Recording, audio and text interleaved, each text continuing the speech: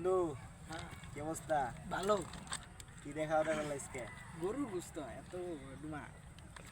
গরু গোস্ত, আমিও গরু গোস্ত দেখে এলাম। গরু গোস্ত ছাড়া ভাতই খাওয়াবে না। হ্যাঁ আসলে গরুর বুঝছো? গোস্ত বাতি খা। গরু গোস্ত ছাড়া ভাতই খাওয়াবে না। আঙ্গুর দাদা আগে বুঝছো কি করতো, ইয়া বড় বড় গরু এক লাই খায়ালাই দিত, তাও কিছুই হইতো না। আল্লাহ,